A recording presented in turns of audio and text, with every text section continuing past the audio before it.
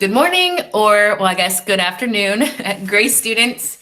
My name is Kearstin Criswell. For those of you who have yet to meet, I'm the Director of Student Involvement, and one of our initiatives through our office during this time of us being in our homes and being virtual is to do some lunch and learns or opportunities for you to join a conversation or listen in on a conversation later.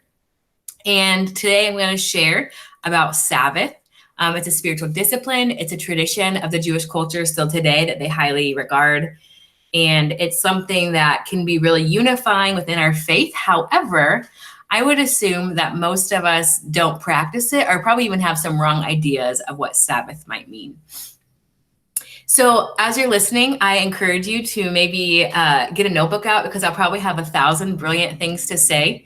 But more so because there are things that I really encourage you to think about and to intentionally reflect on as you think of Sabbath so that you can, if you're going to decide not to do it anymore, at least you're intentionally making that decision, not haphazardly.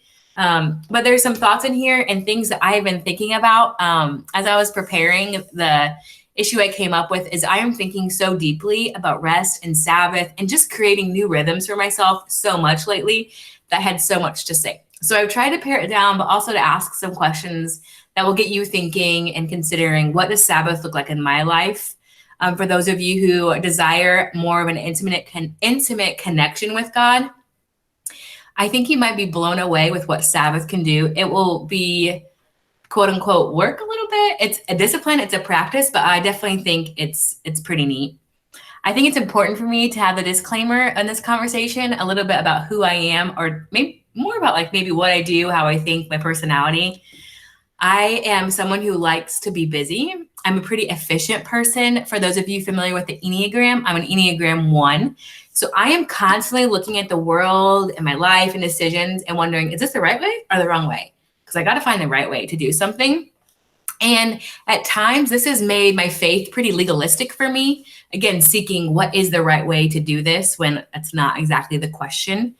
I am someone who, really likes, like I said, to be busy, to fill my days. There was a couple years ago, I got so frustrated when people would say, "You're always busy." Like, I'm not busy. It's just a full day.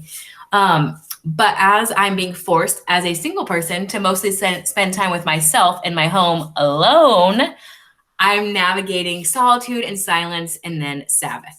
So this is something that I hope that you hear isn't like super easy for my personality. It's not like, oh, this is just who I am already to be, at peace and moving freely. Heck no, it's not who I am.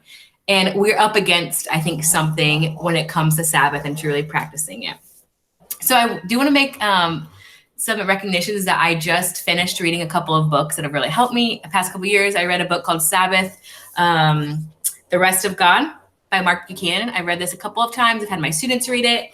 And most recently, I just finished this book, The Ruthless Elimination of Hurry, recognizing that Jesus was busy, his life was full, but that man did not hurry. He took his time. And what does that mean? So that's what's kind of gotten me back into practicing Sabbath. I had taken a break on just out of laziness or lack of desire, and now I'm trying to implement it back in. So for me, when I thought about Sabbath initially, it was definitely a legalistic thing. I legit thought people just sat in their houses and read the Bible the whole day. But not only that, but that they enjoy doing that. That it would, my neighbor kids blowing the leaves, so just enjoy that. But yeah, I thought everyone just appreciated silence and solitude. They were in a home with their family. Maybe they talked to them, maybe they didn't. And definitely that there was a right way to do it. Like, I don't move a muscle. I don't work hard. It seemed boring, honestly, to me, and something so far of a reach for me that I had no interest in it. But one of the things that helped click for me was realizing that Sabbath is a day of get-tos. It's a lot more, and we'll look at the scriptures. But again, if I can quickly convince you as a salesperson, it is a day of get-tos. I get to do something. So as I mentioned, I might want you to jot some things down. Think about if you had an entire day and I said, you are only supposed to do the things that you get to do. Not that you have to do, not that you should do. You just get to because you have a free day. So take time, think about some of those things. So for me, some of those things would be to go hiking, to drive maybe 45 minutes away. And, hiking here in Indiana isn't mountains like Colorado, but there are some pretty scenic places. Um, I would go and I would come back whenever I wanted. I wouldn't be like, oh, I need to be home at 3 p.m. I would just go. I would also probably spend time on Google Flights, just imagining of the places that I could travel, and then thinking about God's creation there or the people there. I would do that. I would spontaneously pick up some of if I was closer to my nieces and nephew, but some of the kiddos in my life that I love, that I'm a Tukey, they call me Tukey. I would just pick them up and have fun with them because I get to do that. I would have more than one cup of coffee. I usually try to limit myself. One pastor I follow, John Mark Comer, they reserve wine for their Sabbath, where they don't drink it during the week, but on the weekend, he and his wife share a bottle of wine just as a way to celebrate. So I would have 2 cups of really good coffee, not like instant coffee. That's not for me. I would probably grill. I would sit on my porch, go to a farmer's market, things that I just would get to do. And I'm slowly learning some of those get-tos are also opportunities to sit down and read the entire book of 1 Corinthians because I get to. Because I have the time to actually do it. I don't just have, a couple of minutes before work to center myself, but I get to do some of those things. So for you, I encourage you to really think about Sabbath as a time of the get-tos. What do I get to do? And what would be on your list? Now, let me point out that some scholars have mentioned that Sabbath can be seen or used as an excuse for your second job. So you work, there is definitely an element of Sabbath comes after a lot of hard work. Whether you're working right now through your academics, you have chores in your home, maybe you've picked up a job now that you're back. There is a sense of Sabbath that you've got to understand diligence and stewardship towards what God has called you to do work-wise. And this isn't always a paid thing. This is, keeping your house running. This is the work that someone might put into their marriage or caring for their children or serving at the church. So it's work, and then it comes to Sabbath, which is not what I said before, the second job, where now it's okay, now that I've worked really hard 6 days, now I can finally landscape. Now I can finally build a wall in my basement. I don't even know how to do that. I can, again, put other things, other jobs that you might get to do. It's not a second job. Sabbath is far from a job. It's far from a task. Jewish tradition actually would say intercessory prayer during the Sabbath was not permitted because that was seen as work. You are petitioning with diligence and hardship the throne of God for someone's life to be changed, for God to intercede. And again, there's no right or wrong with Sabbath. That would be legalism, which defeats the purpose of Sabbath. But just to think about that, of what is work and what might be enjoyment or creation, and not using Sabbath as a second job. There are realities that are against us when it comes to implementing Sabbath, even wanting to talk about Sabbath, I think, with our friends. 2 of those, I'm going to start with one. One of those, I think, is hurry. This is not a word that I've used a lot in my vocabulary to describe my life or my mind, the culture around me. But again, through one of those books, I've realized, I do see that hurry is a huge component of our society, of our culture. We are fast-moving people. An interesting fact, so even thinking about hurry, thinking about sleep and rest, interesting fact I'll throw out, that prior to the light bulb, people would sleep 11 hours a night. I call it a celebration when I get 7. So earlier I was just thinking, so if I went to bed at 8, when it got dark, maybe, again, that's what they're doing. So at 8, when it got dark, I would sleep until 7 a.m. I would wake up 7 a.m. and I'd be ready to go and conquer the world, I'm sure. I hope. I don't know. I could be lazy. But 11 hours compared to now, especially as college students, what are you getting? 4 to 6 hours of sleep? No judgment, trying to understand. But 4 to 6 hours of sleep, or you're getting a lot more sleep. But we can talk about that later. Anyway, we hurry. Carl Jung, the one that has put together the Myers-Briggs formula for personality test, would even say that hurry is the devil. It's not of the devil. It is the devil because, and then further people have said that when it comes to hurry, it equals distraction.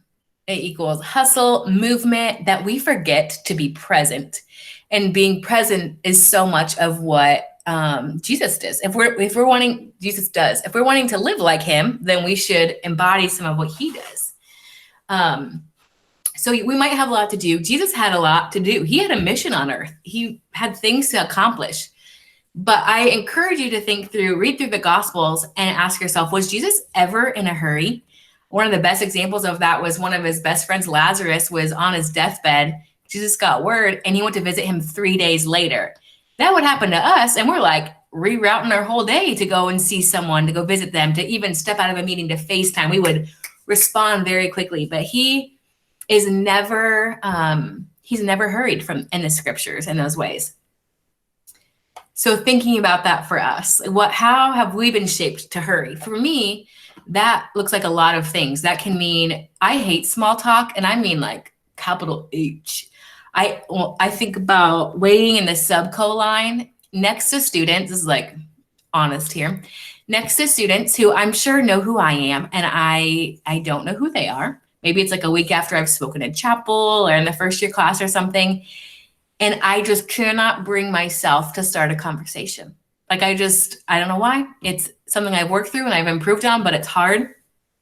But part of it is hurry. I'm standing in a subco line waiting for my lunch. My stomach is probably growling.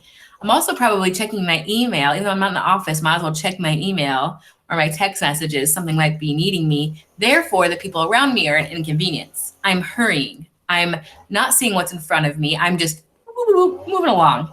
And I've missed out on a lot of things. John Mark Comer in his book talks about some marks of a hurried soul and what that might look like. There's one I definitely want to bring out as I think it connects well to Sabbath, but I'll point out a couple of those where, because I do believe that many of us are hurried souls, whether on the outside it looks like that or not. Some of those marks would be if you're irritable, if you're hypersensitive to something, if you're going nonstop, like the idea of stopping is really hard for you, that's a mark. Maybe you have escapist behaviors. That a common one can be your phones, video games. For me, that's definitely my phone.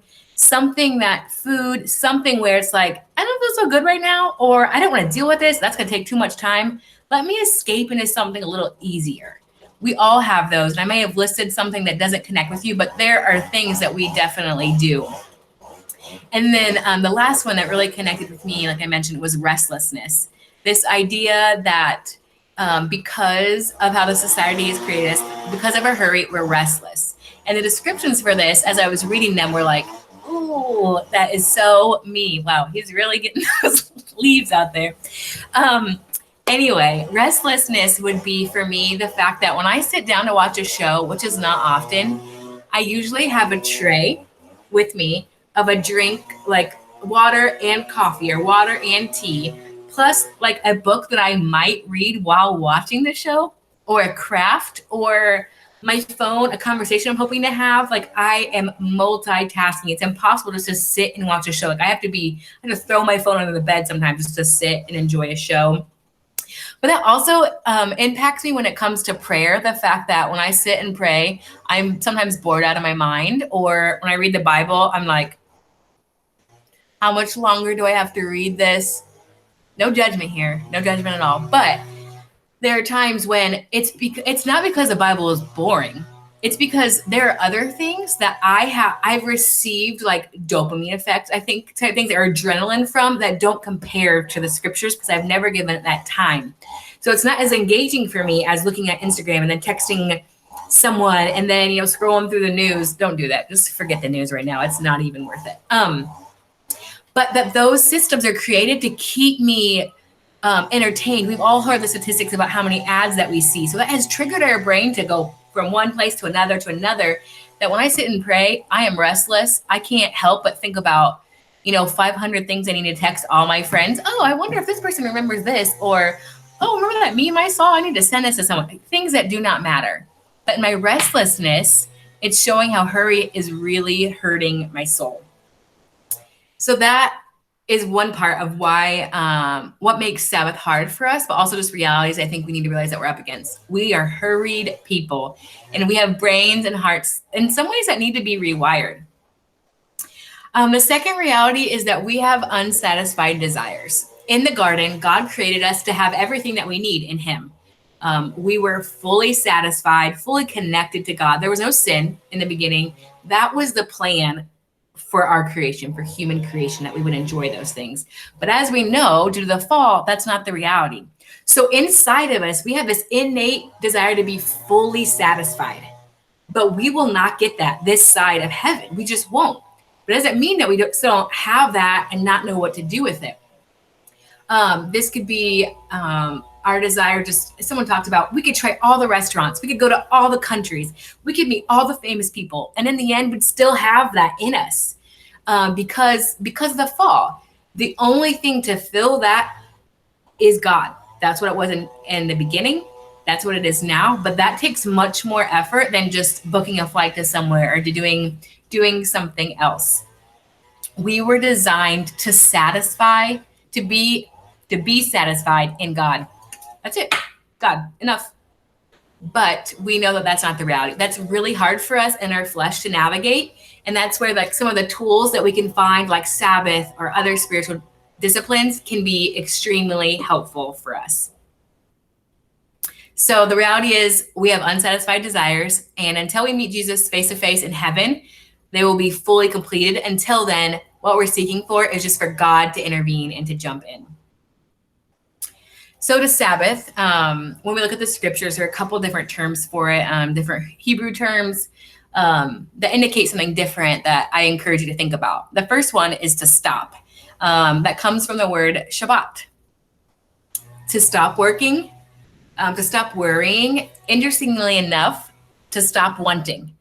I actually, as I was reading to you what I would do on my day of get-tos, I realized that the Google Flight thing, actually, I probably shouldn't do that anymore as a way of doing things I enjoy on the Sabbath for me and my convictions, because I am learning in this idea of stopping that it means stopping being unsatisfied with what I already have, and how do I just be more than grateful and worship God for what I do have. So the Google Flight thing is not bad in itself. I am not saying that. I mean, this girl loves to travel. However, when I'm trying to stop and enjoy what I have, searching for Google Flights is not good for me on a Sabbath. So I just wanted to point that out because convicted. So stop working, stop worrying, stop wanting, just stop. Just to stop, put a halt to everything that you're doing. Again, there's something interesting about this, knowing that on the 6 days in creation, right, there's this hard work. We're working really hard, knowing that there will be a day where we like push the stop button and we chill out for 24 hours. If that's how you decide to practice, there are many ways to do that. I highly recommend a full day, just to go through a cycle of your life, what a normal day looks like with resting in mind and worship in mind. But there are other people who might choose to do an hour or two each day, every day, where they're completely stopping and they're choosing that as their Sabbath. But that's when we get into the second layers of it. So our first encounter with the Sabbath is in Genesis, like I mentioned. By the seventh day, it says God had finished the work he had been doing. So he rested from all of his work. Then God blessed the seventh day and made it holy, because on it he rested from all the work of creating that he had done. So this was how the universe was first started, with this very rhythm. We were born into a rhythm of 6 days of hard work and 1 day of rest. And I know that we've all heard it. I just know it. I know we've all heard it. This idea of like, even God rested. Hey, that's not a cute statement. That is something that I feel like I have said at times. And it's like, that's not a cute statement. That is a big statement that I ignore personally, to think then like, well, I can't rest because there's 20 emails from students who are trying to navigate whatever, or I have friends who are in need right now. I can't rest, whatever it might be. But any of those things you listed, it's like slap in the face, but God rested. But God rested. And again, I think we've heard that, and it might sound cute, but even just to maybe think about some of those things as I prompted you to mark in your notebook. What are some of those excuses you have of why you couldn't stop? Well, but this is my only day. God did it. This is like the best day. It's sunny. Of course, we've got to landscape the entire yard. There'll be another sunny day. There really will be, I'm sure. Unless you're in Indiana, right? But the universe started with that rhythm. We were born into it. But like I said, a majority of us, when I started practicing this, I was hoping for an example. Like, who do I know around me that does this well? And slowly I've kind of gathered those people into my arsenal so I can kind of understand how to make sense of it. But I think it's something that we've just kind of fallen from. And it's really important to notice in Genesis that it was blessed by God. And there were two other things blessed in that as well. Animals were blessed to be fruitful and multiply. Humans were blessed to be fruitful and multiply. And that's implied there in the scriptures as well, during this day of rest, that it can be fruitful and it can multiply. What does that mean? Think about that. To be fruitful and to multiply. What could that possibly mean when I'm stopping my life? That things can be produced and created. And I think what it means is a lot of different things. There's life that can be given when we stop and we are just saying, hey, Lord, here I am, me and you today. This is a day whereby, of course, Sabbath and the mindset can be taken with us at all days and all hours. But in this time, Lord, I am desiring to just connect with you and to move along in that way. He can multiply the day. He can bring life that brings you this. Okay, Friday to Saturday, I Sabbath, and I'll tell you what that looked like in a couple of days. But I'll tell you what, yesterday I led a meeting with my students where we did our scripture reading over a Google Meet. It was kind of a disaster. But I felt in that moment, my students are getting some of the best of Kearstin, creative Kearstin, intentional Kearstin, because I Sabbath. There was new life that came out of me after Saturday night into Sunday into Monday, and it's still pouring out, where now I'm kind of getting to that place where I'm like, let's go. Where's Friday again? I can't wait to rest and to be, because God has brought new life. And that may be new life if you practice this among your family or among your friends, maybe with a roommate. There are ways where your mind can be more creative, your heart can be more creative, your relationship with God can start maximizing in some really unique ways for the kingdom, or just ultimately becoming a child of God in that. So he blessed it, and it's going to multiply. He also called it holy. In the culture then, holy, to find holiness, you had to go to a certain place. Like, that's where you found it. And the temple would be where you interacted with holy. But what's interesting in the scriptures is it calls a day holy, pure and perfect. It's not a place anymore. It's this within reach that we can access a day where we get to just enjoy God, to worship God. A quote by Dan Allender, I believe, about what Sabbath can be is he talks about it as a feast. Again, talking about this unique way of how it can bring us joy. He said, a feast is a rhythm of listening and learning together. A feast is a ritual or remembrance that involves food, music, dancing, and stories. We remember the time when we dined with God in the garden, reflecting back to the original creation. We remember that.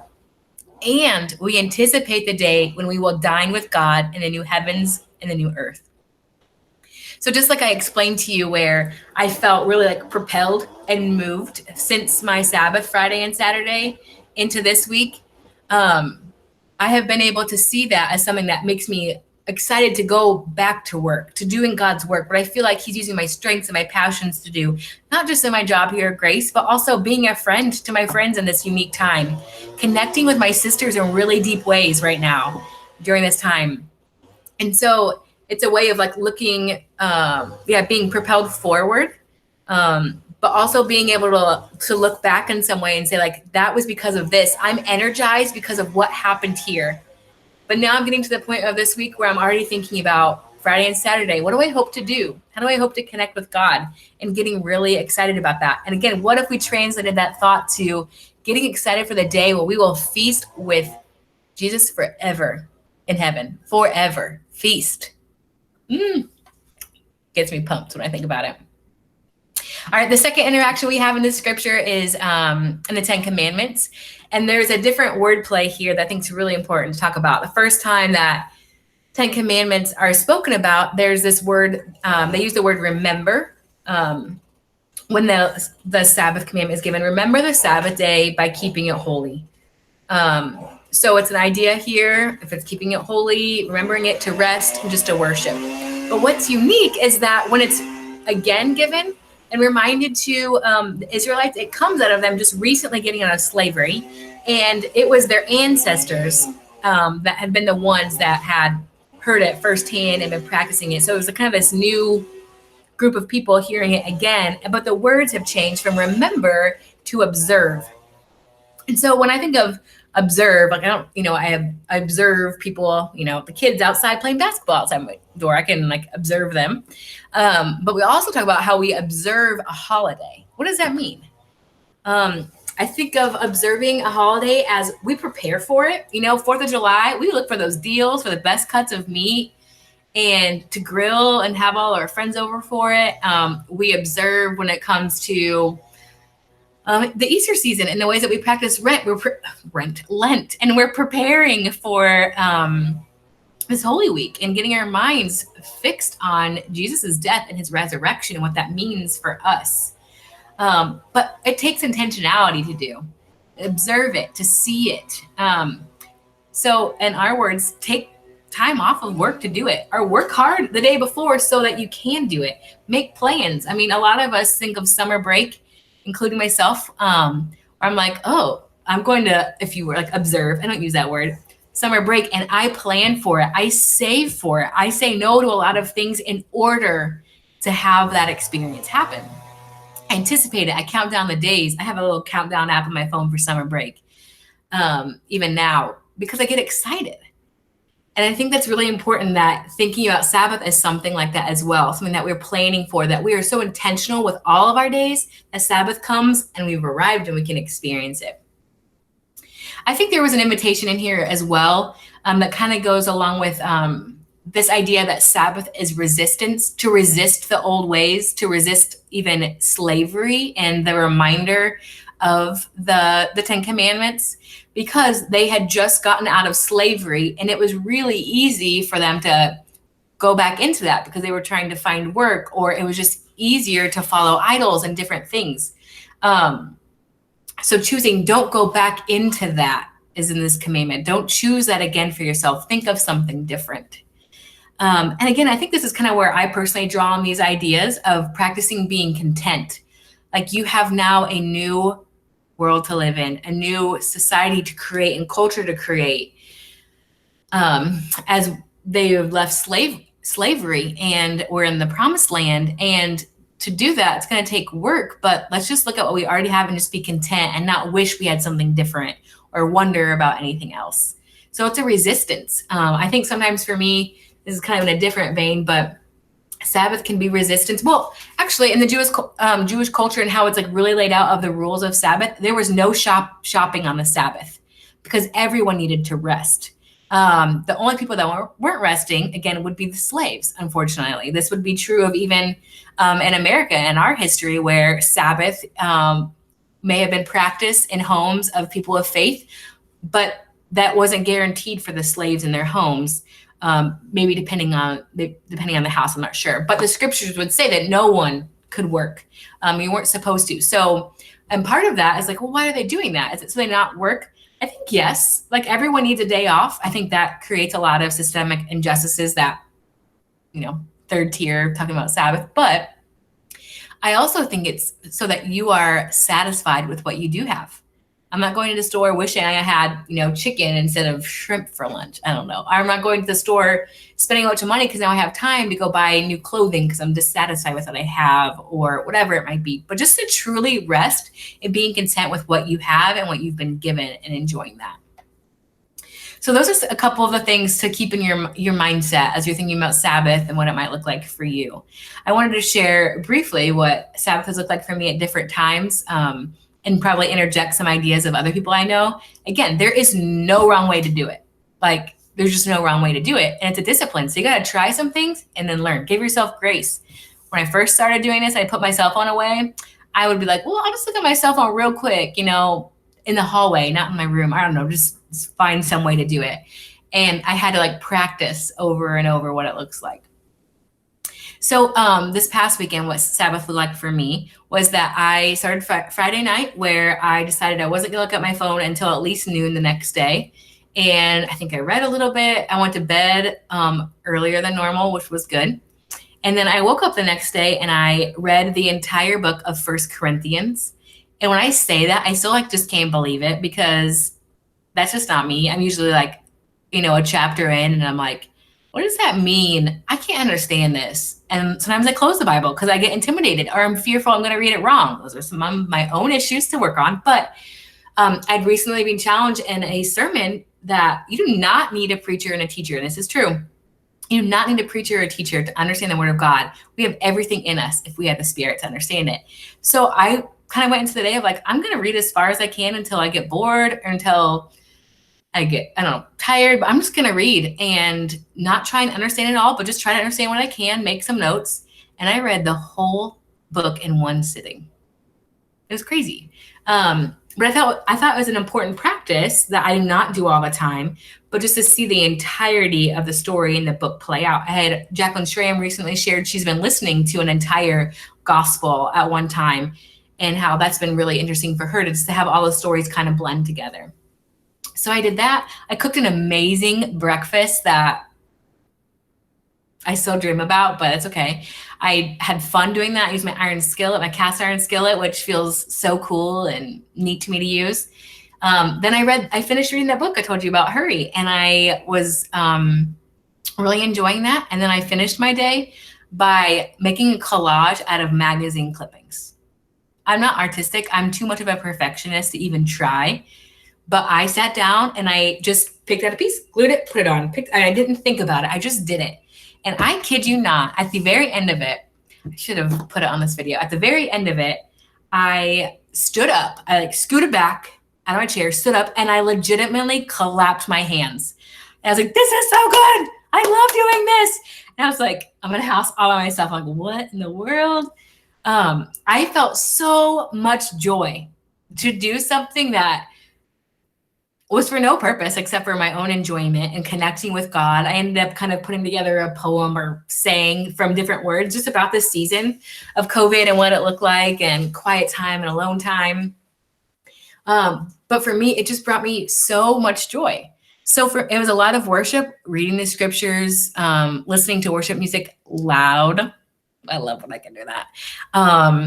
And yeah, then reading a different book just for the fun of it, cooking. And that's kind of how I practice it.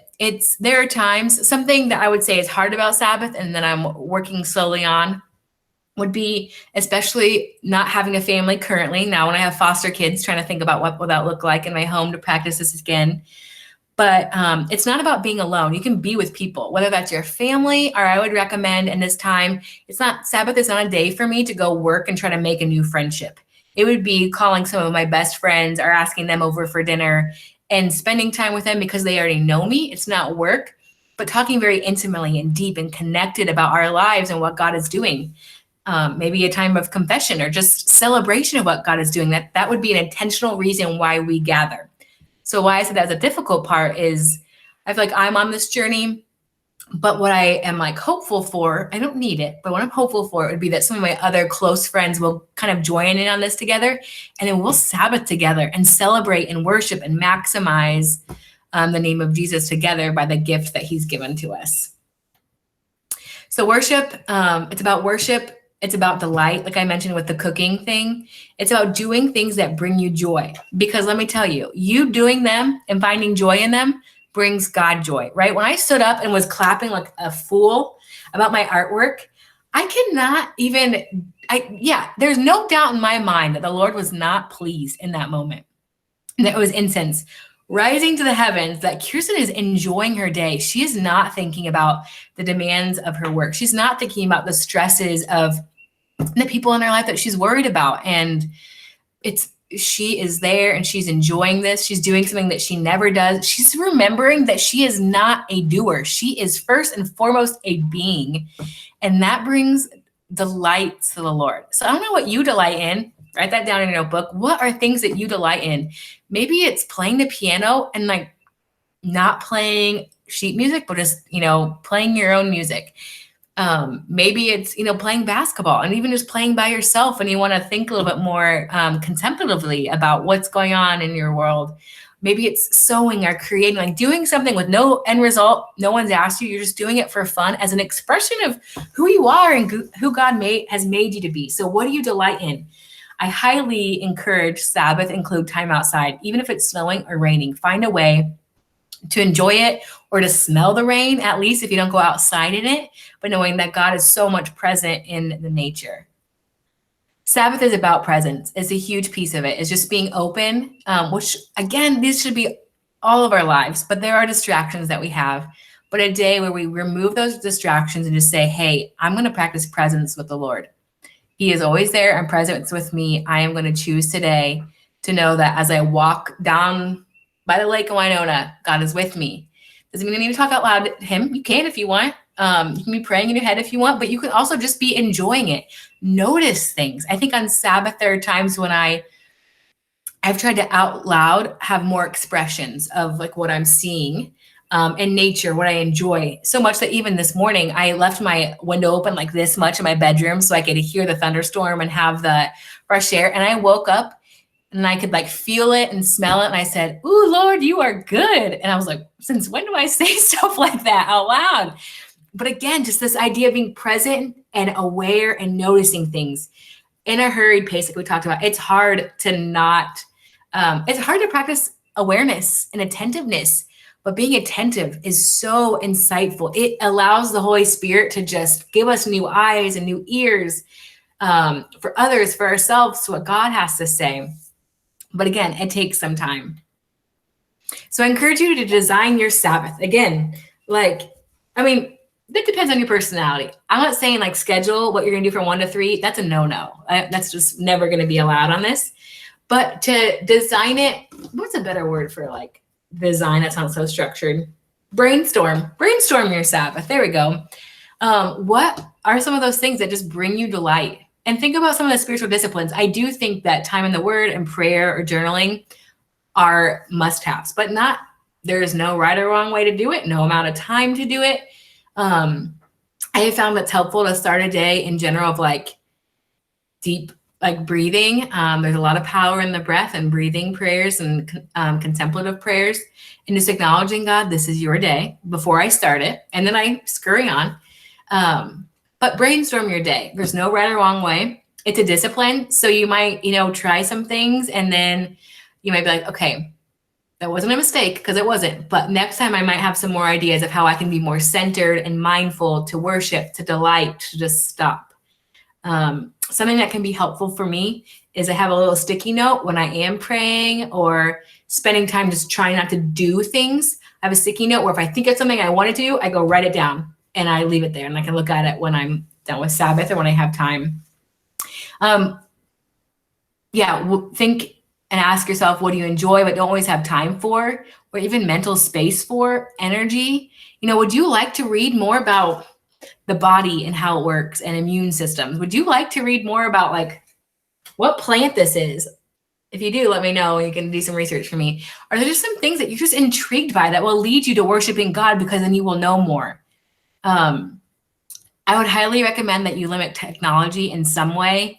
I've recently dumbed down my phone and I don't get any notifications for my the leaf blower scared me.